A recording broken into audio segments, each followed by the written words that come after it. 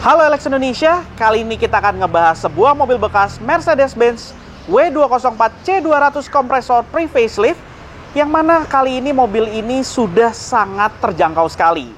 Nah, kayak apa sih mobilnya dan hal apa yang harus Anda perhatikan saat ingin membeli C200 kompresor seperti ini? Untuk itu, ikuti terus videonya.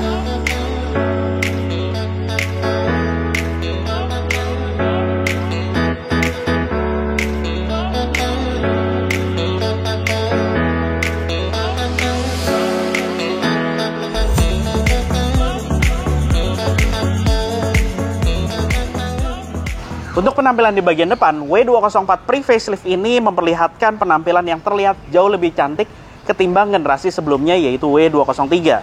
Dan headlampnya sendiri pun modelnya sangat berubah sekali dibandingkan generasi sebelumnya, di mana dia pun sudah sebagai standarnya dilengkapi dengan proyektor seperti ini di versi pre-facelift. Tapi memang belum dilengkapi dengan bohlam xenon untuk standarnya, dan lampu jauhnya sendiri pun juga modelnya terpisah dan masih menggunakan bohlam halogen. Di bagian sisi atasnya, dia dilengkapi dengan lampu kecil yang juga masih menggunakan bohlam pijar biasa. Dan Anda bisa lihat, ini adalah versi C200 Avantgarde, di mana untuk C200 Avantgarde ini memiliki grill yang berbeda, yaitu grill dengan logo Mercedes-Benz yang sangat besar di bagian tengahnya, dengan panel berwarna silver dan dilengkapi dengan sentuhan chrome di sekitarnya yang membuat penampilannya memang terlihat elegan. Kemudian di bagian bumpernya sendiri pun juga ada sentuhan chrome di sini dan juga di sekitar bagian fog lampnya. Dan untuk fog lampnya sendiri, dia masih menggunakan fog lamp dengan bohlam halogen biasa. Di bagian depan, penampilannya terlihat cukup sederhana, namun tetap memperlihatkan keeleganannya dengan beberapa sentuhan chrome-nya. Oke, sekarang kita lihat ke bagian mesinnya terlebih dahulu. Sekarang kita ada di bagian mesinnya. Sebenarnya W204 pre-facelift ini punya banyak banget pilihan mesin, dan di pasar Indonesia sendiri pun juga banyak. Tapi yang kali ini kita bahas adalah yang paling spesifik dan paling basic, yaitu adalah C200 kompresor yang dilengkapi dengan mesin berkode M271 berkapasitas 1800 cc 4 silinder yang dilengkapi dengan kompresor alias supercharger. Tenaganya sendiri pun dia mampu menghasilkan 181 dk dengan torsi 250 Nm. Dan tenaganya tersebut disalurkan ke roda belakang melalui transmisi otomatis 5 percepatan yang memiliki mode manual. Dan Anda bisa lihat di sini, ruang mesinnya memang tidak terlihat terlalu rapi karena memang banyak yang tidak ditutupi oleh cover-cover plastik dan sangat terekspos sekali. Apalagi komputer atau ECU-nya sendiri pun dia modelnya sekarang berada di sisi luar. Kemudian Anda bisa lihat di sini pun juga banyak panel plastik di bagian depannya, namun penampilannya menurut saya tidak sebegitu rapinya. Dan untuk sistem pengeremannya sendiri pun dia sudah dilengkapi dengan ABS, EBD serta brake assist, dan juga sudah dilengkapi dengan traction control sebagai standarnya. Untuk penampilan di bagian sampingnya, Mercedes-Benz C-Class W204 ini sebenarnya punya penampilan yang cukup minimalis, proporsional. Namun walaupun begitu, dia bukan minimalis yang ke arah murahan, tapi dia memperlihatkan kesan elegan, apalagi khususnya untuk tipe Avantgarde seperti ini, dengan sentuhan chrome di bagian sekitar kaca, kemudian juga di bagian bawah ada sentuhan lace chrome, yang membuat memang penampilannya terlihat sangat elegan. Kemudian memang untuk versi pre-facelift ini dia memiliki spion dengan ukuran yang sangat besar dibandingkan dengan versi faceliftnya. Dan di sini pun dia juga memiliki mica yang mana ini adalah mica untuk lampu sennya, lampu sen LED, dan dia sistem pelipatannya juga sudah elektrik. Kemudian di sini memang Anda bisa lihat bahwa velgnya sendiri sudah tidak standar karena memang ini sudah diganti oleh pemiliknya. Namun versi aslinya sendiri dia adalah velg dengan ukuran 17 inci yang mana dibalut ban dengan ukuran 225/45 yang rata antara bagian depan serta di bagian belakangnya. Selain itu, sistem pengereman dia sudah disc brake pada bagian depan serta di bagian belakang.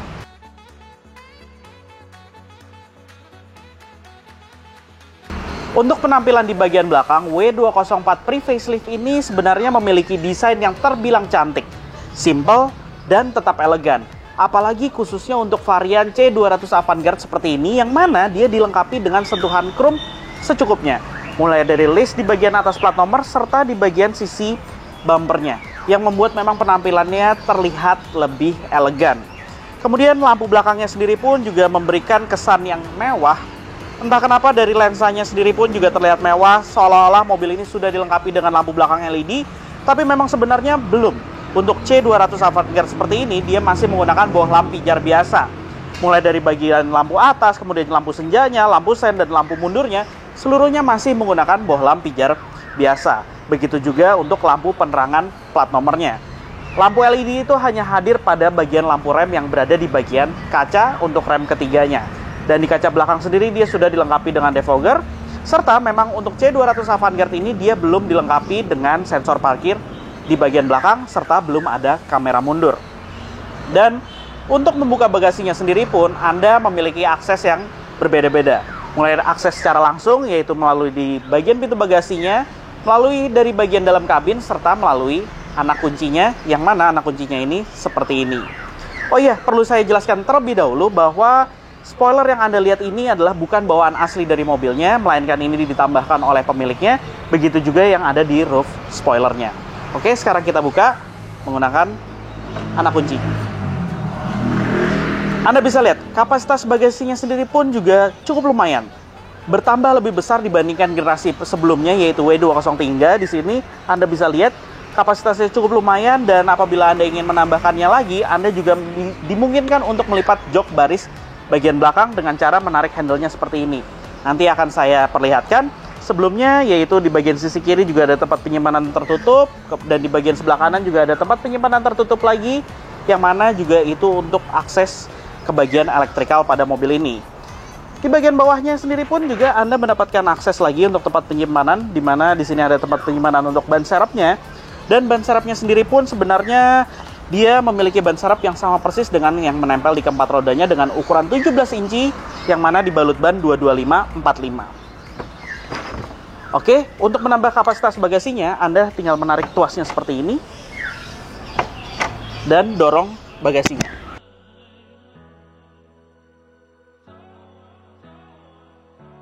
Oke, sekarang kita ada di bagian interiornya dari W204 versi pre-facelift. Dan memang ini adalah versi C200 yang merupakan paling basic untuk di pasar tanah air. Namun walaupun begitu, dia tetap hadir dalam dua varian, yaitu Classic dan juga Avantgarde, yang merupakan varian tertinggi. Dan sekarang kita ini ada di varian Avantgarde C200 pre-facelift. Nah, di sini dia memiliki beberapa fitur yang sebenarnya mirip dengan versi Avantgarde untuk C250. Kita mulai dari instrumen clusternya. Dia punya instrumen cluster dengan dial yang sekitarnya seperti aluminium brush, di mana pada layar MID di bagian tengahnya ini ukurannya besar. Jadi dia untuk versi Avantgarde ini dia punya layar MID besar yang menampilkan berbagai informasi. Memang layarnya masih monokrom untuk versi pre-facelift ini, di mana dia menampilkan trip meter, kemudian odometer, di bawahnya ada jam, kemudian temperatur udara luar, dan posisi tuas transmisi, serta posisi dari driving mode-nya. Kemudian kita geser dengan tombol yang ada di sisi sebelah kiri dari lingkar kemudi. Di sini kemudian juga ada pengaturan untuk audio, di mana pengaturan dari source-nya untuk mengganti saluran FM ataupun mengganti track. Kemudian kita geser lagi ke kanan. Nah, dia memang sudah dilengkapi dengan Bluetooth.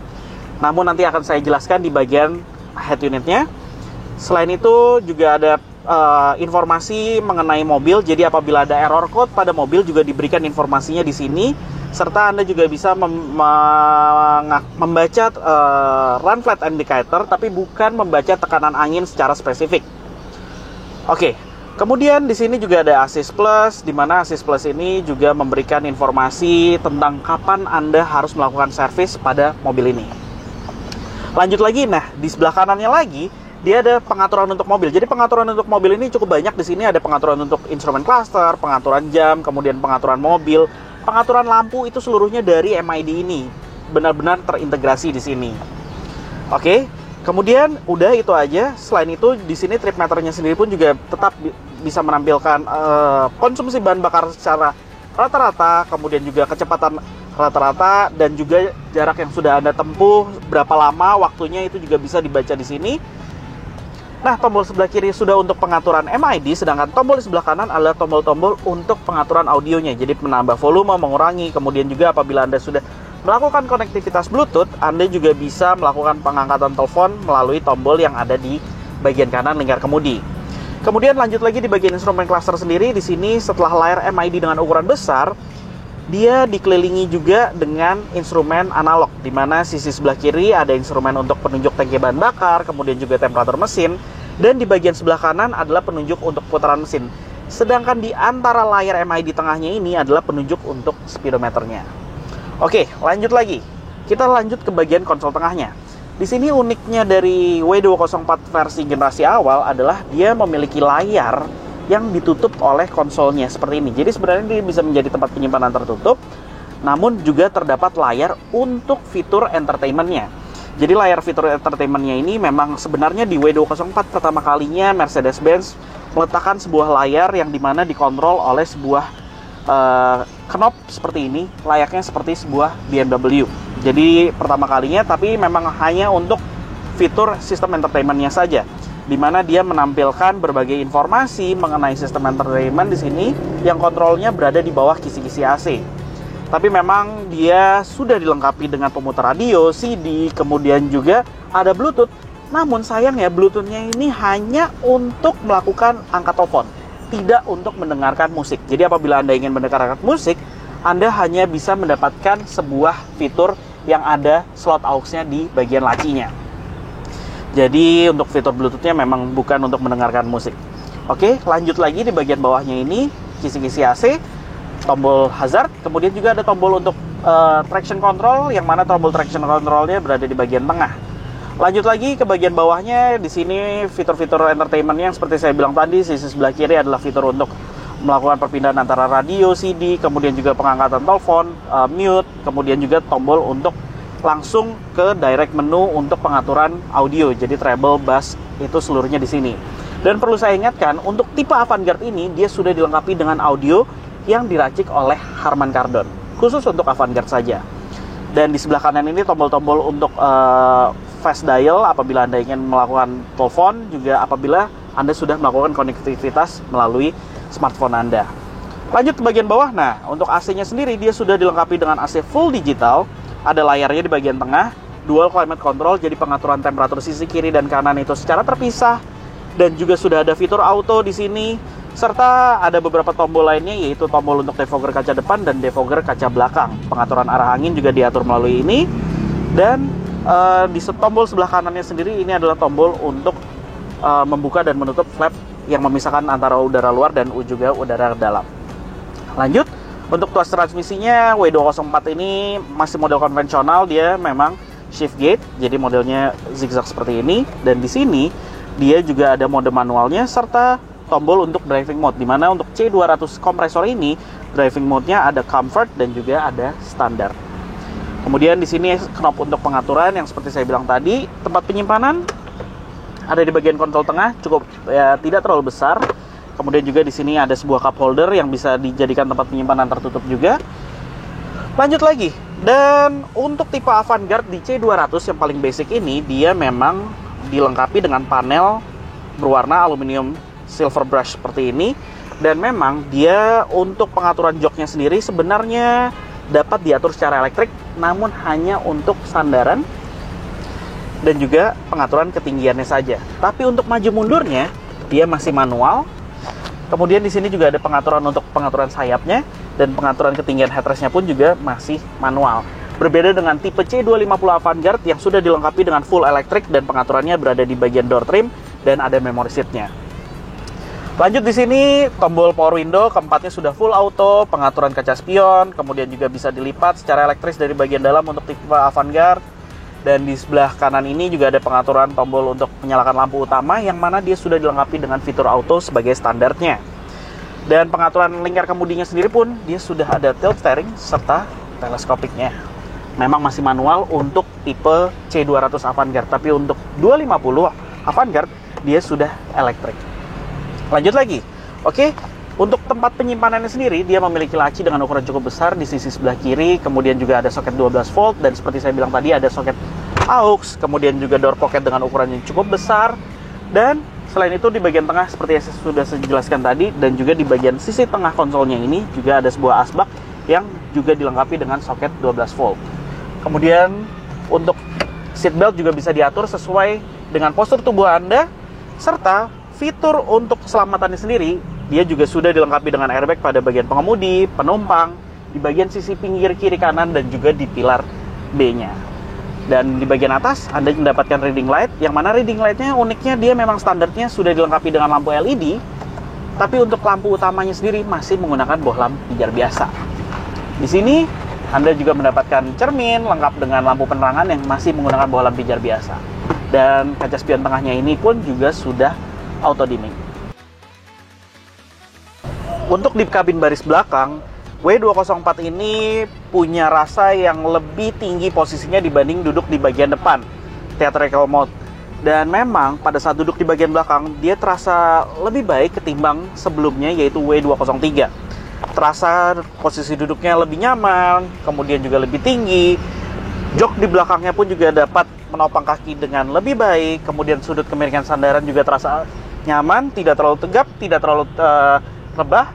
Dan di bagian belakang ini, Anda juga mendapatkan legroom yang masih lumayan. Ini adalah posisi mengemudi saya dengan postur saya hanya 165 cm. Legroomnya Anda bisa lihat lega sekali. Kaki juga bisa menyelip ke bagian bawah jok baris pertama. Kemudian juga headrestnya pun dapat diatur sesuai keinginan Anda.